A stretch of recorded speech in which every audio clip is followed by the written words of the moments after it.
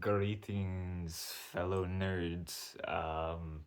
Here I am talking just to talk to somebody because I'm so alone. And so I'm gonna talk to a phone. Um, why is science and philosophy so important to me? Dear lads, well, I gotta tell you why, because I think you all need to know why. Why is science and philosophy so important? How I got into science and philosophy. Well, some people may say that I was raised to be that way. My parents may have conditioned me to be more inclined to be interested in the sciences. They gave me dinosaur toys, dinosaur books. They yeah, yeah, they just did that, and they exposed me to science media like Jurassic Park. I loved Jurassic Park. I My dad remembers me giggling every time the T-Rex came and ate somebody or scared people. I just loved it. A giant scary beast. It was so cool to watch on the big screen, or I guess small screen, because I watched it at home on the TV. Yup. Um, my sister, my eldest sister, she she's been a nerd all her life, and she she's now a anthropologist. So my family, pretty much, we were raised to be interested in the sciences, but growing up, besides the dinosaurs, I never really cared for science. I just I do what I do now. I'm addicted. I was addicted to video games and YouTube. Yeah. But as I grew older in my teenage years, I was fed up with being in so much mental pain. And so I decided, hey, I'm gonna fix myself. And I've heard a few other stories similar to mine, where I watched science videos. Uh, One of my favorites was the YouTuber What I Learned, uh, and there was Tom Bilyeu, there was Crash Course, there was Kurtzagat. Tell me a person who can pronounce that properly, because they are a dime a dozen. Um, I don't know if I'm using that phrase right. Um, I watched all these other science YouTubers, and I got into reading because all of elementary I was not into reading, and people who know me now, that may come to a shock to you because I'm all like I'm an avid reader, but I was not always that way, and it's still difficult for me to read because I guess I never really got that conditioning as a child because I was more into video games and YouTube. And can you blame me? It's designed to keep you addicted. Um, and so I'm still a very slow reader. That could also be my dyspraxia, uh, also known as developmental coordination disorder, part of the autism spectrum. And so, are people on the autistic spectrum more likely to be interested in the sciences? I feel like that's the case. Um, yeah. Anyways, so I decided to fix myself, and then I actually started to really enjoy it. I would create PowerPoints and Google Docs to write down my research, and I would talk about it to whoever would listen. I would try to impose my values and ideas onto my friends. And my friends can tell you that for guaranteed, for sure.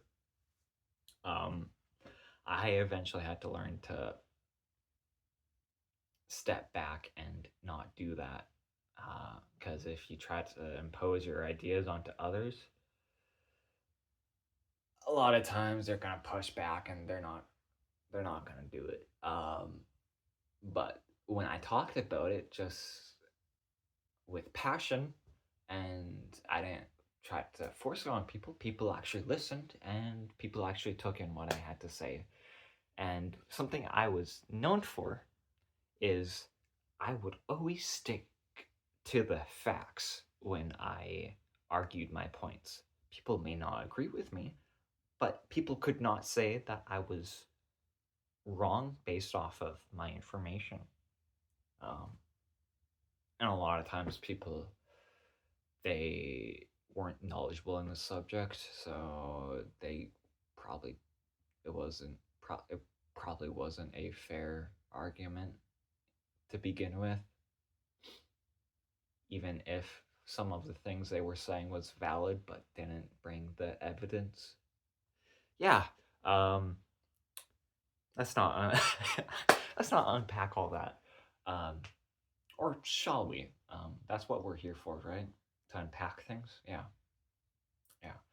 Okay. Uh, yeah. Am I go- am I going to remember to cut this out? Probably not. Um, yeah. That's why science and philosophy was so important to me. But I think it's important in general, just to have a firmer understanding of the world. Um, that's yeah, a firmer understanding of the world. Just to know our history, to know how things work, it might be valuable. And uh, some like when I would read books, I would get life lessons about things that weren't like self help. Because I also read a lot of self help books. Um, but I remember when I was reading a botany, so botany means plant biology. When I was reading a botany textbook, there was a whole section about limiting growth factors and what what variables would make it difficult for plants to grow to their maximum potential: light, soil nutrients, infections, uh, stuff like that, humidity, water, temperature, all that stuff. And if the plant had everything necessary for it, then it could be the strongest that it can be. And so I kind of took that to heart with, okay, thinking about what are my limiting growth factors? Is it too much screen time? Is it not enough leisure time? Is it um, money? Is my what's limiting me money? Or is it uh, just thinking about those things that I could change and not thinking about so much the things that I can't change, like uh, how I'm built, like my DNA, my yeah. But I was constantly thinking about how I could change my biology to fix myself, to enhance myself. And so I got into things like MCT oils, fish oils, not essential oils, because I learned that those things are a sham. You can debate me if you want, but there's not enough credible evidence for that. I don't think. Don't quote me. I'm mentally unhinged now, and all this stuff is like a decade old knowledge. Yep. Oh, fuck, that sounds so bad to say out loud. Yeah. But I think it's really important to foster a curiosity. I know, blah, blah, blah. But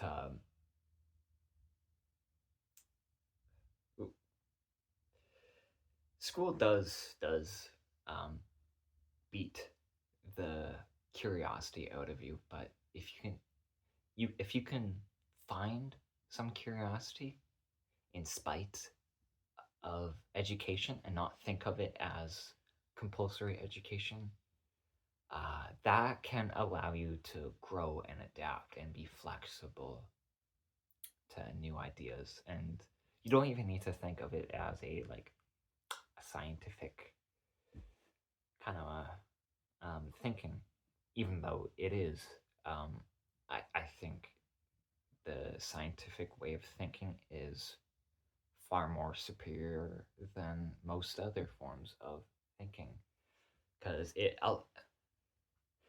what people get wrong about um, science all the time is that science is open to being proven wrong.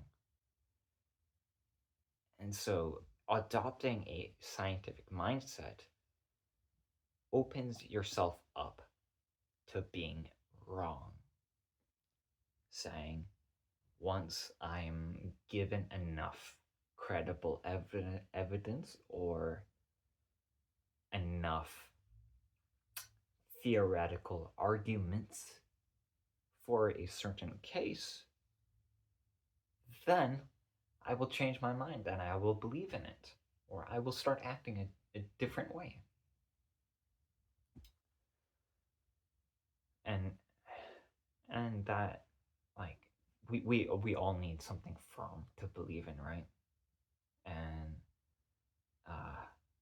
if you don't have anything firm to believe in, then it can make, how at least I interpret it, it makes me feel aimless, and that uh, I don't have a firm ground to argue for or against my principles. And so it is important to have these firm principles that you believe so strongly that it's the right way, but be open to say, okay, I hold on to this core belief, but I know that my knowledge is limited, and so it may be true, but it may not be the whole truth. And so I'm open to learning more about the whole truth. I think that's really important. Uh, and that's really what reading so much science has taught me, and reading so much philosophy. Yeah, and yeah, that's why science and philosophy is so important. And if you got anything out of this, cool. Leave a like, because I'm desperate for the pleasure of seeing people liking my things. And yeah,